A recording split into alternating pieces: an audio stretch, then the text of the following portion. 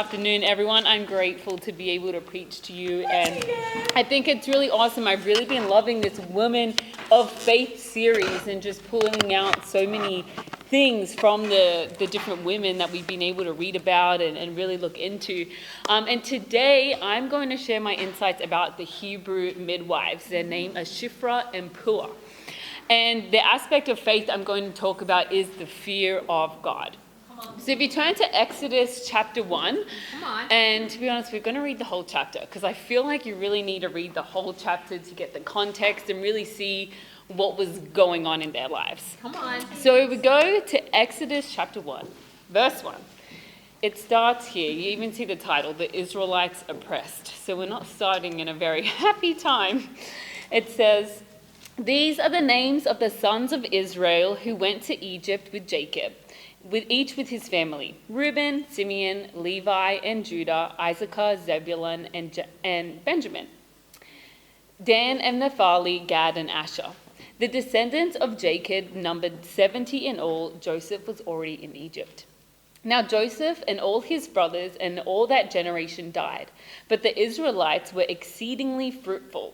They multiplied greatly, increased in number, and became so numerous that the land was filled with them. Then a new king, to whom Joseph meant nothing, came to power in Egypt. 'Look,' he said to his people, 'the Israelites have become far too numerous for us. Come, we must deal shrewdly with them, or they will become even more numerous, and if war breaks out, we'll join our enemies, fight against us, and leave the country.' So they put slave masters over them to oppress them with forced labor, and they built Pithom and Ramses as store cities for Pharaoh. But the more they were oppressed, the more they multiplied and spread. So the Egyptians came to dread the Israelites and worked them ruthlessly. They made their lives bitter with harsh labor and brick and mortar, and with all kinds of work in the fields. In all their harsh labor, the Egyptians worked them ruthlessly. The king of Egypt said to the Hebrew midwives, whose names were Shiphrah and Puah, 'When you are helping the Hebrew women during childbirth on the delivery stool, if you see that the baby is a boy, kill him. But if it's a girl, let her live.' The midwives, however, feared God and did not do what the king of Egypt had told them to do. They let the boys live. Then the king of Egypt summoned the midwives and asked them, 'Why have you done this? Why have you let the boys live?'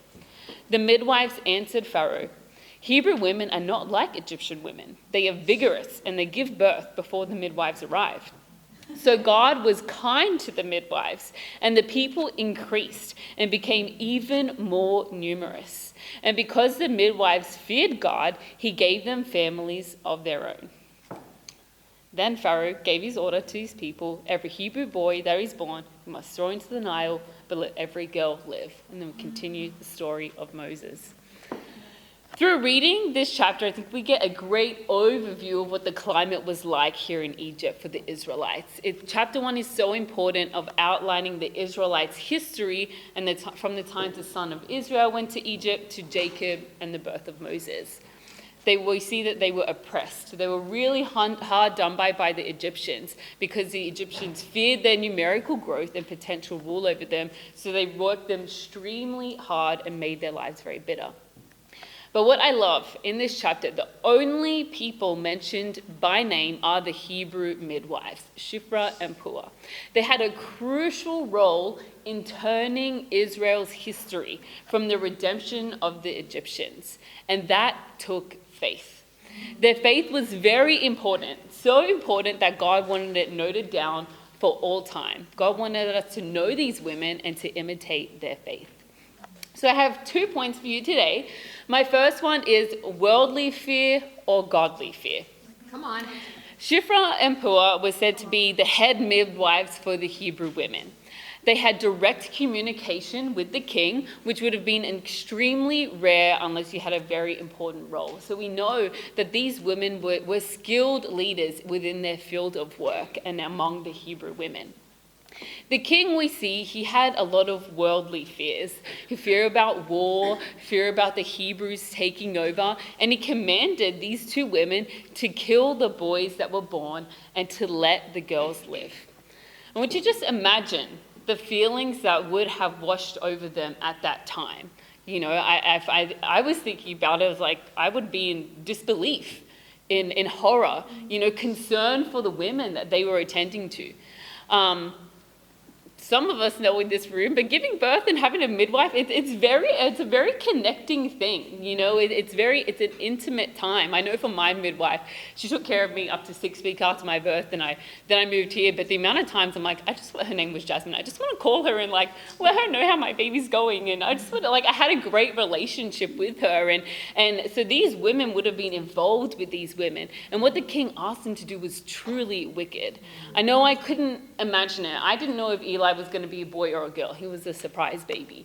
But I was just putting myself in this situation, because obviously then back here they didn't have that technology either. But imagine just having this baby inside of you for 9 months, giving birth, the midwife picks him up, say, it's a boy, takes him out, and you never see him again. Like, you couldn't imagine the pain for the women, but then also for the midwives being like, this is what I'm really instructed to do, this evil and wicked thing. Yeah.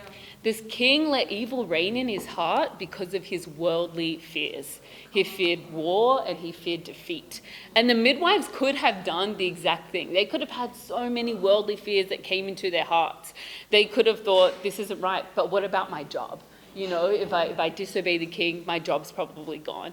What will these women that I'm working with think? But what about my life? You know, dealing with a king, it was their life on their line.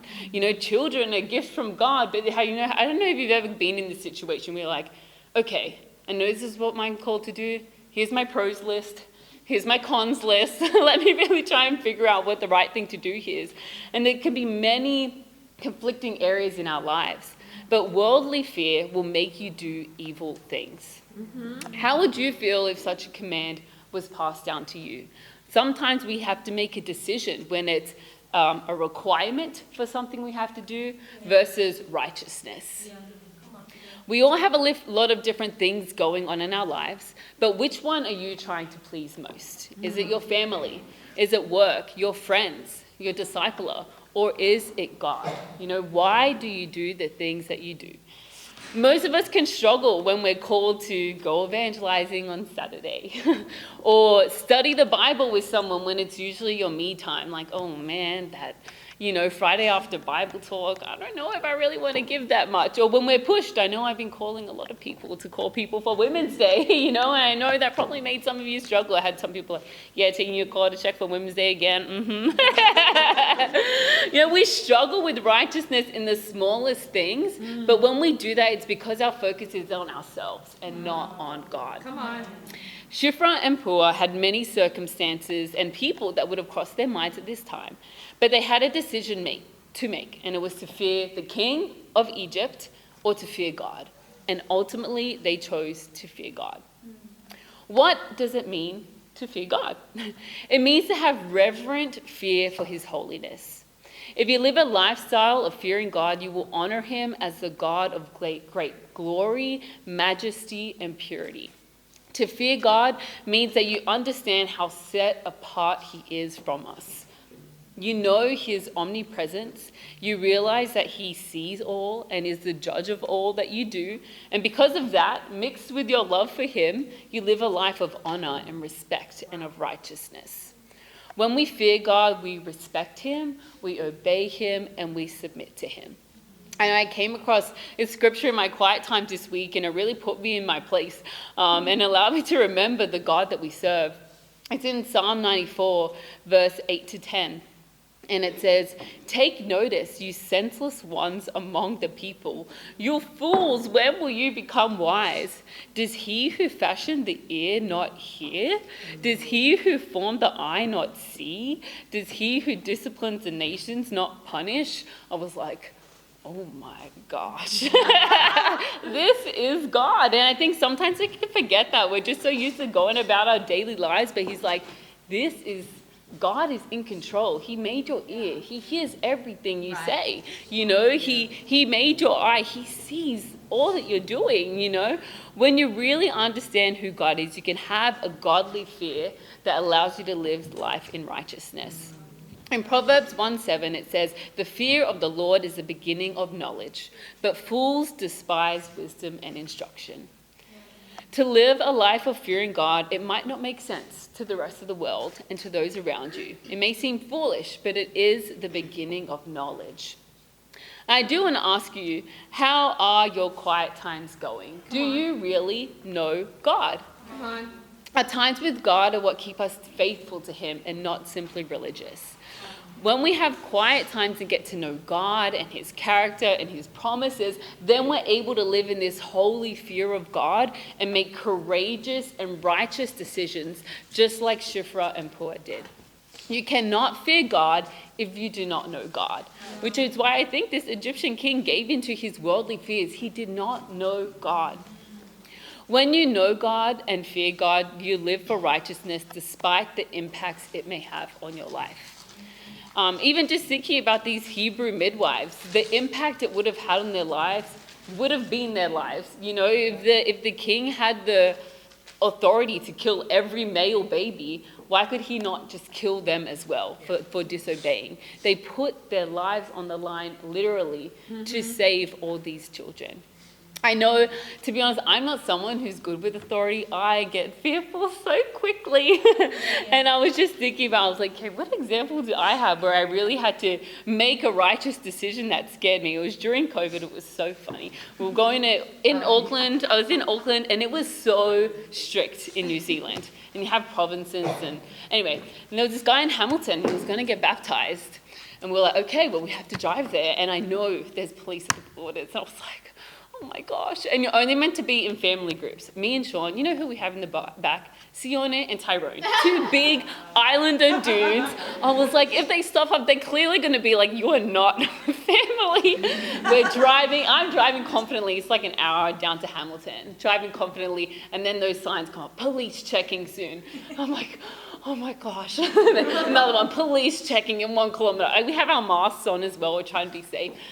We got there. I was like, oh my gosh. You know, but I was like, I know this is a righteous thing. We have to go over and baptize this guy. And the guy ended up changing his mind, but I was like so scared. And we got there, and then we're like, okay, hey, we're just gonna pick up our friend and take him to Auckland. They're like, you know, if he crosses over to Auckland, he can't come back into Hamilton. We're like, yeah, it's fine. He knows that. So we're waiting, but then the guy texts us. He's like, hey, I chatted to my friend. I think I need more time. We're like, okay, that's good. And then I was like, Sean, well, how do we go back now? I have to tell the police again. And I had my mask on, and even the police was like, yeah, just turn that way. He's like, hey, you don't have to be so scared. I'm not gonna you're not in trouble. I was like, man, I have my mask on. This guy can only see my eyes, and he can see the fear that's in my eyes. We drove home. I was like, oh, thank God. But it was such a small thing. Obviously, these women would have been going through so much more. Their lives were on the line. All the police would have said, yeah, turn back around. And I was so scared. But it's decisions like these where we're like, okay, am I going to do the righteous thing, or am I going to do what is right, or is required by law, or what my boss says is right? You know, we always have a decision to make. It doesn't sound like Shiphrah and Puah had any worldly fears in them when they confronted the king.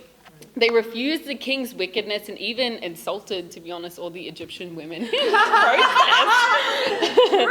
Proverbs 8:13, it says, to fear the Lord is to hate evil. I hate pride and arrogance, evil behavior, and perverse speech. I love that. To fear God is to hate evil. And that's exactly what these Hebrew women did. You know, they gave Pharaoh that backhanded compliment like, hey, Hebrew women are not like the Egyptian women. They are vigorous and they are quick. And they put their lives on the line in opposition to the king in order to please God because they feared him. And what I love about this is that it's just during their everyday life that they chose to do the right thing. They were doing their job. They were like, hey, we're midwives. We chose to do this. And they chose righteousness over a requirement. How are you when temptations come your way? At your job, at school, with your family? Do you have the faith to fear God and to do what is right?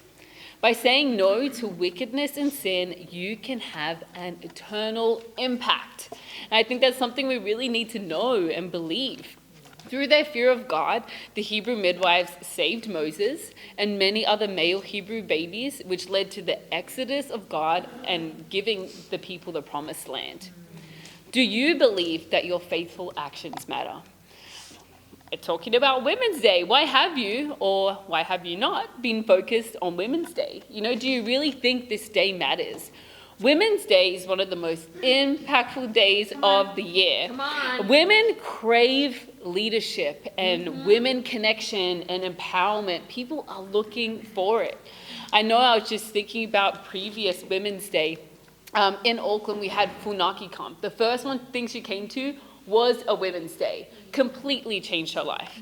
Hannah Clegg, Kingdom Kid, Women's Day, changed her life. She went up to Mariah afterwards and said, Mariah, I'm ready. I want to study the Bible. It was at a Women's Day event. We all know Sarah was baptized on a Women's Day, and she was fruitful with so many of you in the room. We know Hannah was baptized on a Women's Day. That night, attended that day, was like, all right, tonight it's happening. Who's to say that it can't be someone that you are studying with right now, that comes to Women's Day and it changes their heart and their lives. This isn't just a push service and let's fill the room so that Tegan starts calling. Let's fill the room because we love God and because we fear God and we're focused on saving more souls. Don't forget why we are doing what we are doing. Yes. If you know God, you can stand up for what is right. In your workplace, at school, in your daily life, God is watching you and he's just waiting for you to act in faith.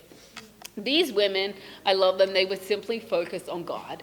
No one was watching them. No one had the right to tell them what to do, but they chose to do what was right. God is always paying attention. Each day, every day, we have a choice. And your actions will have an impact on God's greater story. Yeah. So how will you fear God in the approach to Women's Day?